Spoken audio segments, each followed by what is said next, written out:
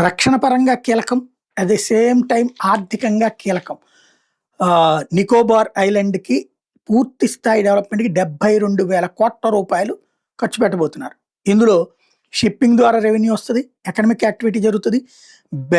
అలాగే Andaman Nicobar ఐలాండ్స్‌కి better connectivity ఉంటది. National సెక్యూరిటీకి సంబంధించి కీలకమైనటువంటిది.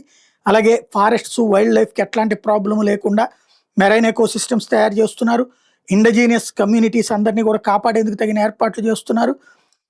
ఎస్పెషల్లీ షాప్‌మెన్ ట్రైబ్స్ లాంటి వాళ్ళది ఎన్విరాన్మెంటల్ గ్రూప్స్‌కి సంబంధించినటువంటి ఇష్యూస్‌ని సెటరైట్ చేస్తున్నారు.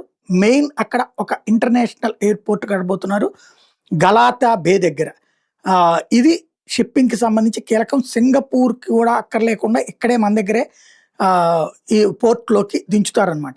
ఇకపోతే కొత్త ఎయిర్‌పోర్ట్ గ్రీన్‌ఫీల్డ్ ఇంటర్నేషనల్ ఎయిర్‌పోర్ట్ వచ్చేటప్పటికి టూరిజం కోసం చేస్తున్నారు. అట్లాగే పవర్ ప్లాంట్ ఒకటి కూడా కట్టబోతున్నారు.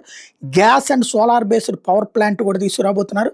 అలాగే మోడర్న్ టౌన్‌షిప్ అంటే ప్రజలందరూ అక్కడికొచ్చి ఉండటానికి కావాల్సిన విధంగా మోడర్న్ టౌన్‌షిప్ కూడా కన్స్ట్రక్ట్ చేయబోతున్నారు. వేలాది మంది అక్కడ ఉండేందుకు, వ్యాపారాలు చేసుకునేందుకు. అలాగే స్ట్రాటజిక్ ఇంపార్టెన్స్ అయితే గ్రేట్ నికోబార్ అనేటటువంటిది మలక్కా జలసంధి దగ్గర మన ఆధిపత్యాన్ని తీసుకొచ్చేది.